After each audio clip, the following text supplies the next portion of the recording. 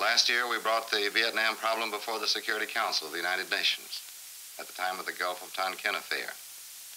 But Hanoi refused an invitation to come to the Security Council to talk about it.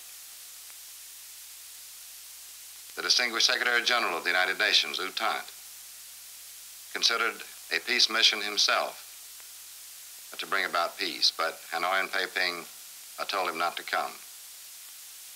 Britain has made many efforts to find a path to a settlement.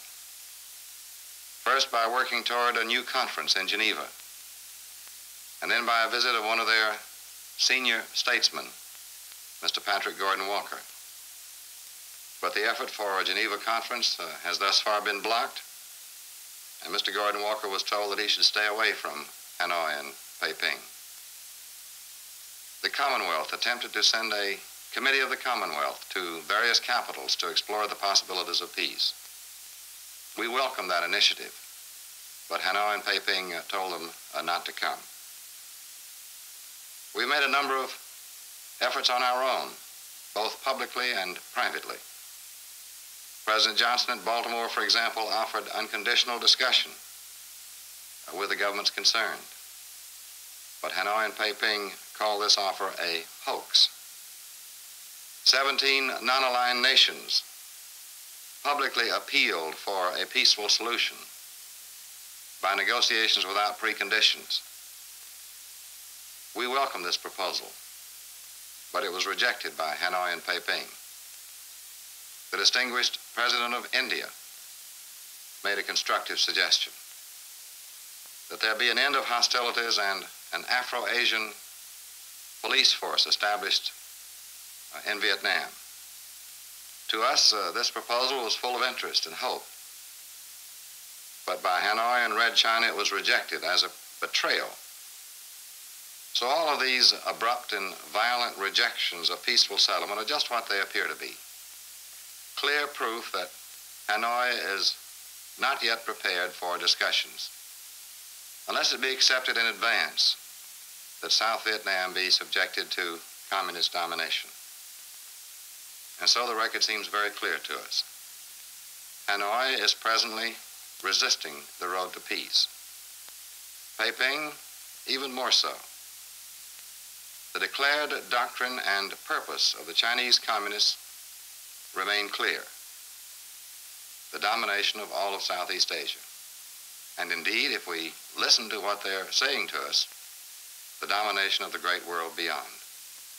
The United States will continue to make every effort toward reasonable negotiation, and there can be no doubt as to our intention.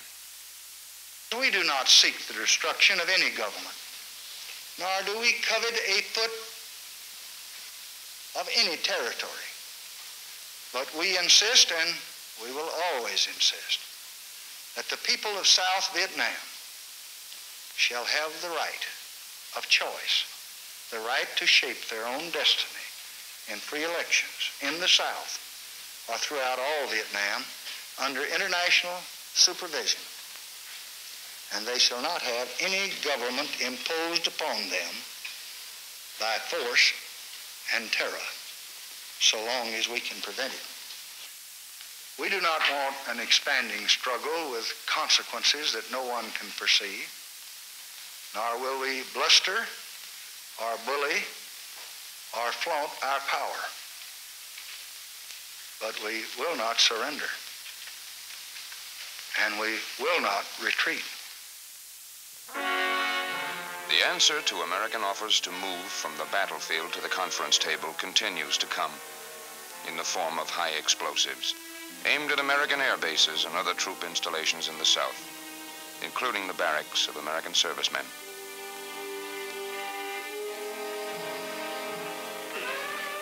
But in this war against people, the high explosives are not only aimed at men who bear arms. The American embassy in Saigon itself becomes a grim battleground scene as Vietcong terrorists single it out for a bomb attack. It is all part of the carefully planned and continuing campaign of terror against both American and South Vietnamese civilians.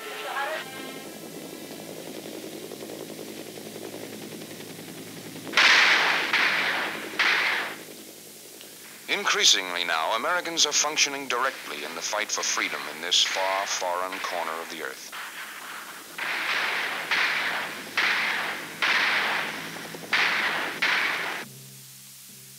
The risks are real, just as the stakes for which they are taken are real.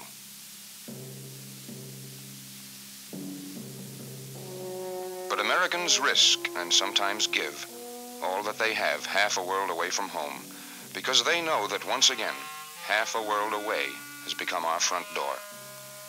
If freedom is to survive in any American hometown, it must be preserved in such places as South Vietnam. And as President Johnson has pointed out, it is up to us. Most of the non-communist nations of Asia cannot by themselves and alone resist the growing might and the grasping ambition of Asian communism. Because this is true, we intend to convince the communists that we cannot be defeated by force of arms or by superior power. I have asked the commanding general, General Westmoreland, what more he needs to meet this mounting aggression. He has told me, and we will meet his needs. Combat units of the United States Marine Corps arrive in Vietnam, joining other Marines already there. It is the first time that Marines in full combat gear have hit the beach in an active combat zone since Korea.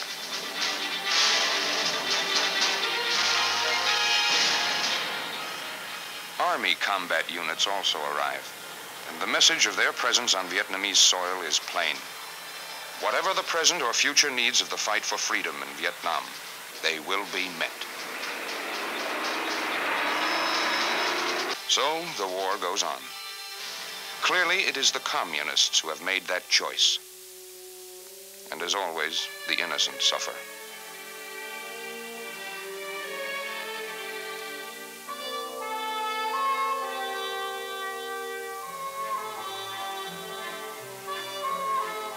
For the children of Vietnam and of all Southeast Asia, the future is in the balance.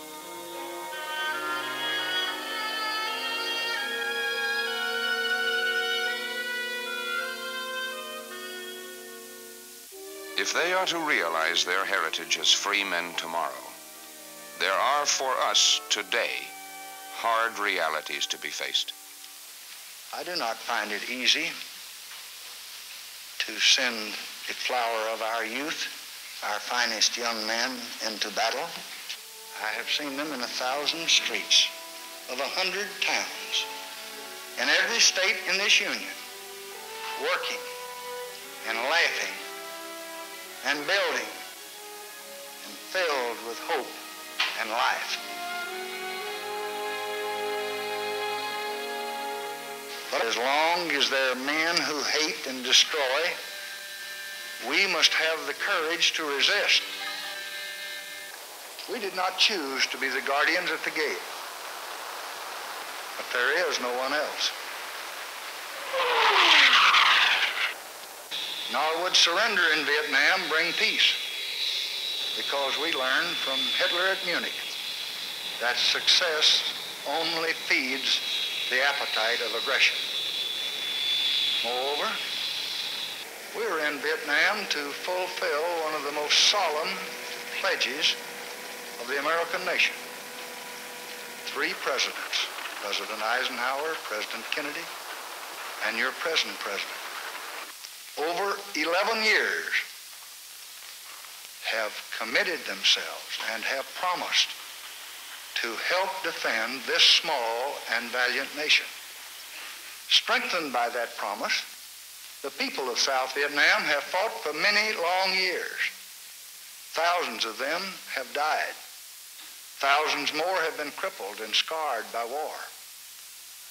And we just cannot now dishonor our word, or abandon our commitment, or leave those who believed us and who trusted us to the terror and repression and murder that would follow. This then, my fellow Americans, is why we're in Vietnam.